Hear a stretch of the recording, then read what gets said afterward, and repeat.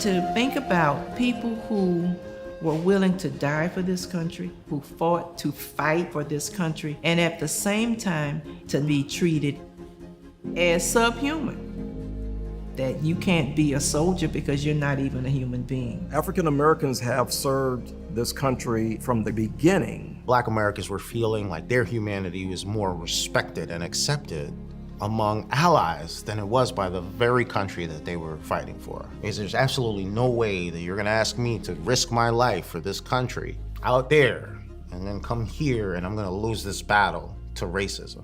The two wars that African Americans are fighting for the side they're serving with, but they're also fighting for freedom. You're not allowed to integrate in the military because of your skin color. Two wars have been there before we were a country. It was there after the end of slavery, and it was there after Executive Order 9981. You go down range and bullets are flying, we're all the same color. When you're in combat, it didn't matter the color of your skin. A bullet knows no race, rank, color, or creed. I don't care what you look like when you're in combat. You want the person next to you who I would risk my life for. Black, white, Red, yellow, blue, or green to cover your back. we are all one on the battlefield. The only thing I care about is you do your job, and hopefully you coming back home.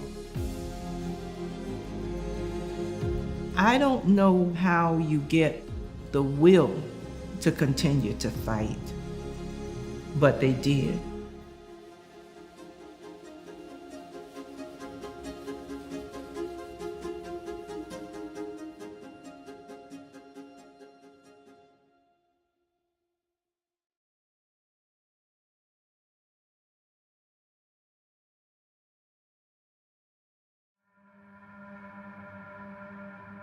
African Americans have been serving in this country from the very beginning. The participation of African Americans during that period is, by law, they were an enslaved population. So not only were they fighting for the side that they were serving with, they were also fighting to prove themselves and fighting for freedom. During the American Revolution, African Americans served for the side that offered them the best chance of freedom. And that's why you have African Americans who serve on the American side and also serve on the British side. It was George Washington saying that enslaved people would not be allowed to serve in the colonial army, and then finding, first off, black soldiers were courted by the British that was willing to make them all kinds of promises if they joined that side, or the British side of the American Revolution. But as was often the case within the United States, sometimes necessity was the mother of invention, just as in the Civil War. Who was enlightening President Lincoln to what was going on around him?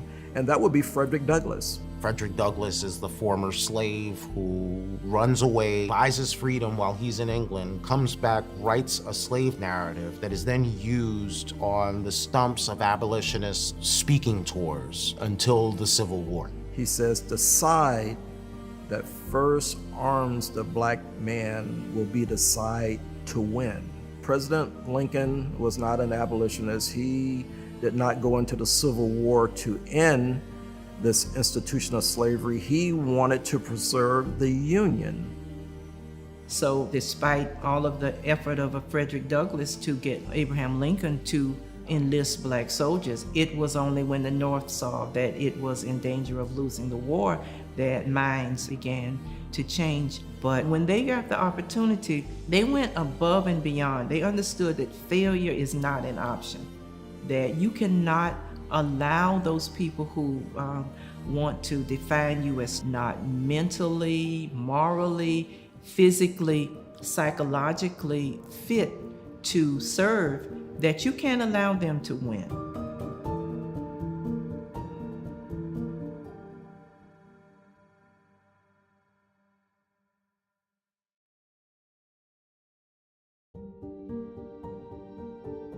When you have the Emancipation Proclamation, which ends slavery on paper, because you can't legislate people's attitudes or change how people have felt about other citizens for generations. Shortly after the end of the Civil War, you had the period of Reconstruction. That's an era where this country was focusing on social and political change and reformation. But that didn't include people of African descent, because simultaneously with the progressive era, you had black codes. You had segregation being established. When the war was over, they were no longer a part of the military service. They were a rise to help the cause, and then when it was over, they were disbanded. When we're talking about the Black liberation struggle, this historical movement that had a number of Black Americans fighting different discriminatory regimes, that's impetus enough. You know, negative treatment, racism, racial discrimination. The United States is not living up to its political values. The United States is about freedom. The United States is about equality. The United States is about a capitalism that allows everybody to compete fairly. However, we know these freedoms and equalities are limited.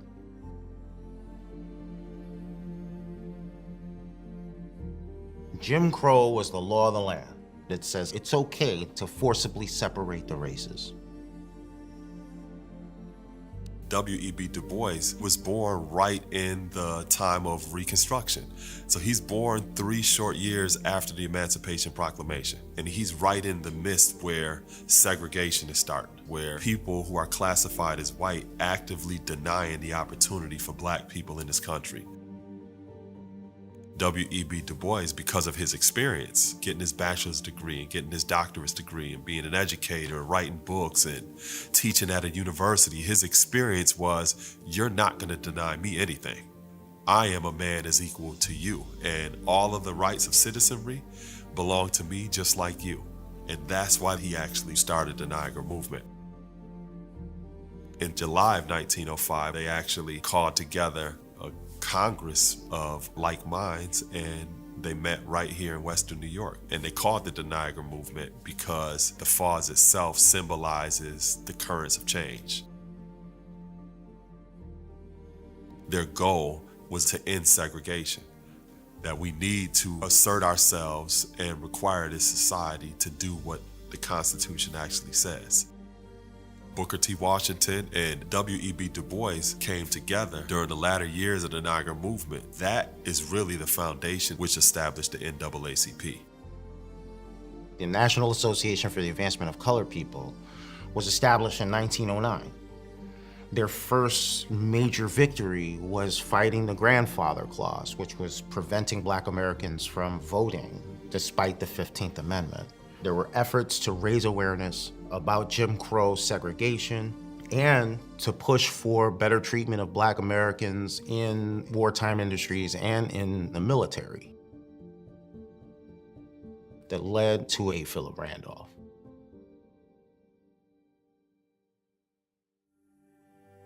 A. Philip Randolph is one of my heroes. A. Philip Randolph is an unsung hero in the African-American Black liberation struggle. To have a person like A. Philip Randolph to see the possibilities for Black people in this country. A. Philip Randolph was so influential in the fight for civil rights. A. Philip Randolph is as close to a statesman as you're going to get before Barack Obama. I think A. Philip Randolph is one of the most forward-facing, forward-thinking Black American activists. In the 1930s, he's assembling a union, essentially for sleeping car porters, to carry bags and carry goods and food to patrons in these luxury train rides, while all the white people on the train call you George and throw their change at you when they want to tip you. A. Philip Randolph was a labor man. That was his background. You can go back to World War I, because it was A. Philip Randolph as a young 28-year-old man who took on the sitting president, Woodrow Wilson, who said something to the effect, "Make the world safe for democracy." It was A. Philip Randolph who said, "We would rather fight to make Georgia safe for the Negro." So when you fast forward into World War II, he threatens the first March on Washington. A. Philip Randolph knows that the United States needs Black Americans to work in the factories because the white Americans have gone to fight the Fuhrer. He knows that if the factories don't churn out widgets and bullets and guns, there's going to be an issue with the war effort. And so now he's threatening President Franklin Delano Roosevelt to have a mass strike of all Black workers who are working in military industries if they don't desegregate and also provide Black Americans with some of the jobs that white Americans were doing. Their threat yielded a success, if you will, Executive Order 8802. Franklin Delano Roosevelt does something wise. He desegregates military industries.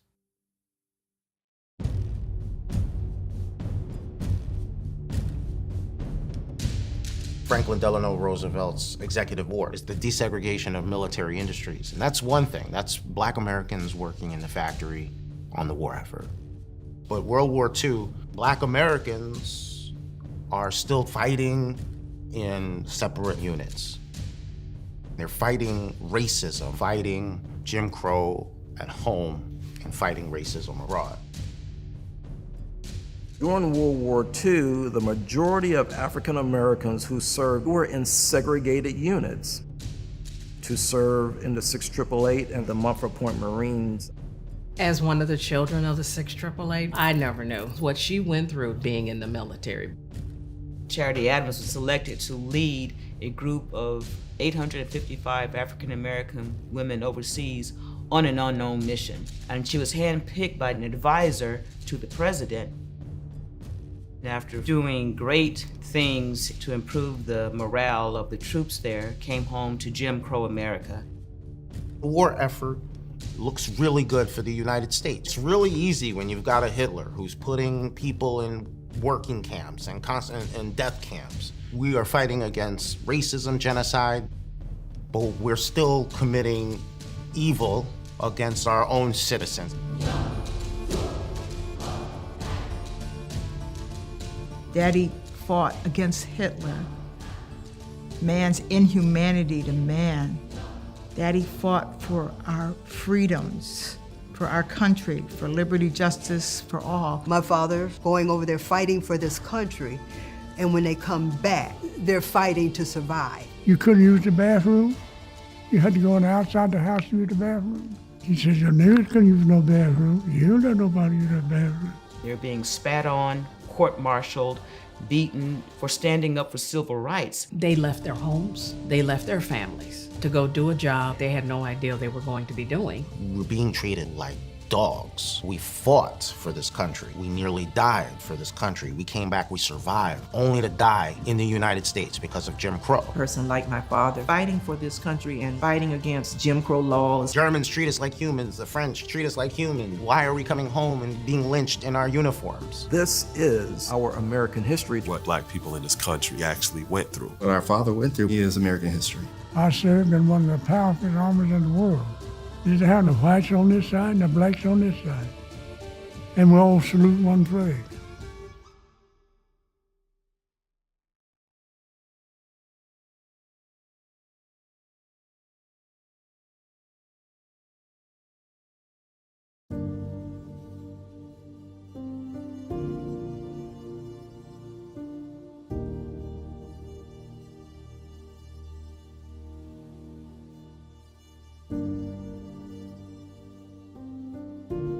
My father is a great, great leader. He taught us stand for this country. He taught us that a bullet knows no race, rank, color, or creed. We are all one on the battlefield. When we went to the World War II monument, he stood in front of this plaque that said, "We all stand here as brothers, and we honor those who died." And he just instilled in me, we fight for our country, yes, but we fight for each other. The person who lays on a grenade to save the unit, the people who get those Purple Hearts, they did it to save their brothers, because you become your family, you're one. President Truman was from Missouri, which was a slave state. His parents had been Confederate sympathizers. His mother really didn't care for President Lincoln. And we know now that, he used some choice words and in the way he described African Americans.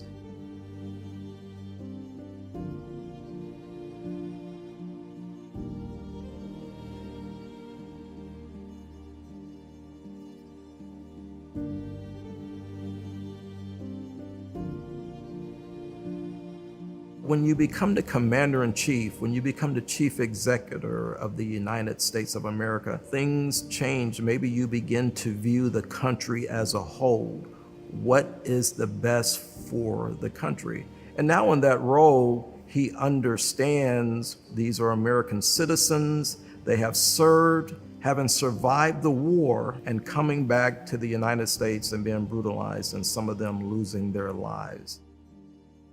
After World War II, he was legitimately outraged at the way that the United States was treating an African American soldier. I should like to talk to you briefly about civil rights and human freedom. It is my deep conviction that we have reached a turning point in the long history of our country's efforts to guarantee freedom and equality to all our citizens. Recent events in the United States and abroad have made us realize that it is more important today than ever before to ensure that all Americans enjoy these rights. President Truman's Executive Order 9981 desegregates the military. It desegregates fighters. What Truman does is set the stage for Black Americans and white Americans to fight in the same units, parts of the same battalions to literally bleed together.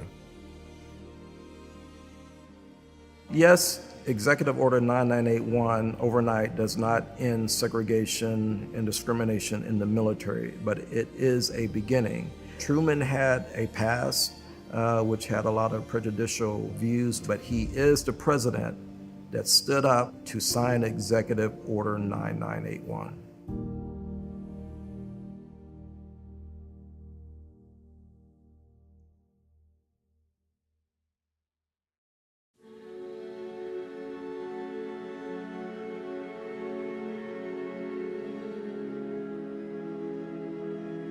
When you think about 1954, the military is head and shoulders in front of the rest of America. But African American soldiers still experience discrimination. Segregation existed up until after the Korean War in one form or another. There's always been this capitalistic model since this country has been founded. And even though during the time of chattel slavery, we saw what it actually was, you just saw that it transformed in a lot of different ways, where you still have people even today that may not be a physical slave, but they may be a mental slave. The reality was there was more segregation. The reality is that there was more separation of people.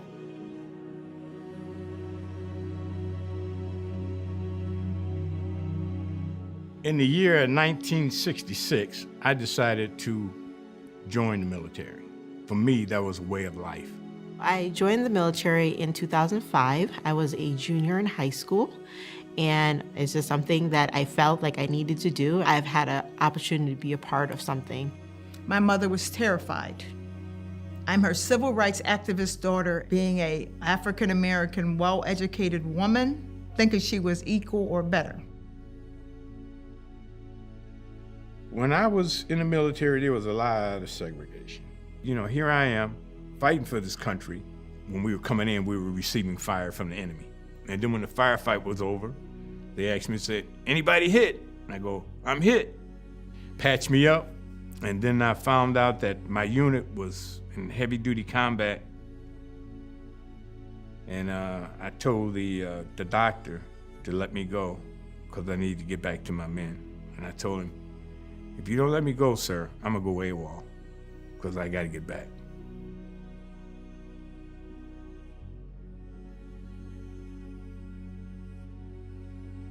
Things changed when I went to airborne school at Fort Benning, Georgia. They took me to the bus station that's going to take me to jump school. And I got off the bus, and the first thing I saw was whites only. And I said, wait a minute. Here I am in a military uniform, getting ready to fight for this country, and I can't drink out this fountain. And I went to do that, and they snatched me up. Now here I am. I'm in the military uniform, and you have a civilian call me a nigger and tell me you can't drink from that. You got to go around the back. That was my first experience with that, and I didn't like it. When I see people who are being discriminated against because of the color of their skin and their living conditions that they're in because of the color of their skin. And I say, hey, you know, here I am fighting for this country, and we still got to live in these conditions like this? And people still have to go through conditions like this? It wasn't an easy experience. There have been many times where I've felt like I'm not an American, feel like I'm not welcomed, but done things for this country that other people wouldn't dream of.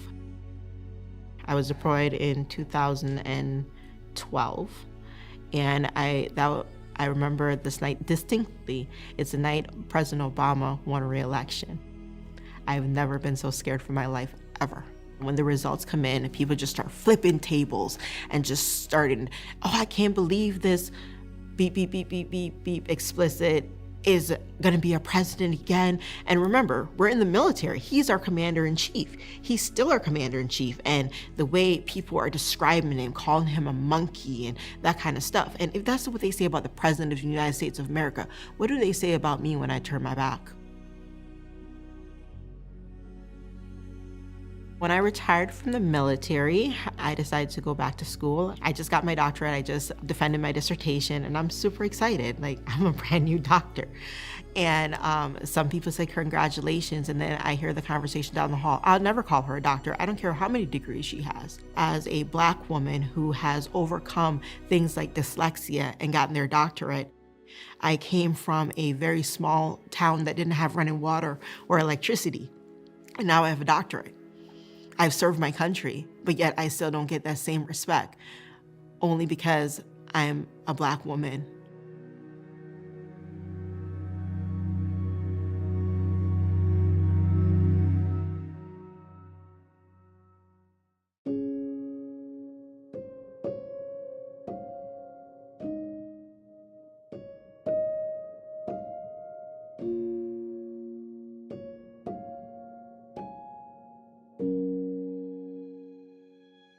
I believe in the American dream. I believe the principles this country was founded on. I would still put my life on the line and die for this country.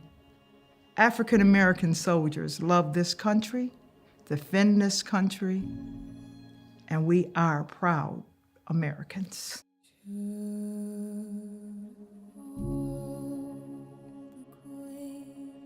Few of the guys we fought with they changed their mentality about everything. And right now, we still having reunions after 50 years. We gather and we enjoy each other's company. I would never want to change my experience in the military. It has made me the individual I am today. It has inspired me to continue to want to serve my community.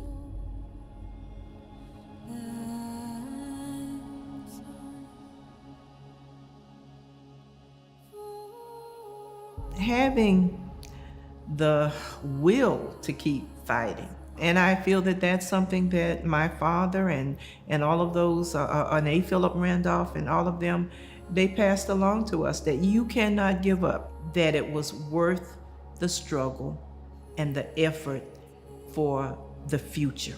The whole message with the history that the white person, the white man is the bad guy, that's not true. I never think that with history. There are villains, there are heroes. Some happen to be white, some happen to be black. But it's history. To the men and women who came before me, who fought for this country, even when they were considered 3/5 of a person, thank you. Thank you for paving the way so I can serve in the military, so I can serve my country. And so my daughter can have a home and be a part of this country. The best thing I can tell my children, take care of yourself, and you'll make it. I wasn't discouraged. It didn't make me second guess. It made me want to fight harder. This country is still worth fighting for, and I'm still going to fight for this country. There are great people, no matter where you go, who I would risk my life for. On that battlefield, you say, cover me, brother, and that brother who covers your life protects you. Maybe black, blue, red, yellow, we're all one. That's who protects you. I think that's what makes our nation great. And I think that's what the Army and the military means to me. We fought for humanity. Darkness cannot drive out darkness. Only light can drive out darkness. We're gonna make it. The potential and the promise and the hope of America, the ideal of America, not what it was, but what it had the potential to be. Has everything to do with black military activists and white American allies who are willing to see that Jim Crow racism are relics of the past, and they're not going to benefit the United States moving forward. I'm grateful for that. Even though we don't do everything right, we're still a great country. Worth fighting for. Worth fighting for. It ain't over yet. We've got to keep moving like we've been moving. Forward.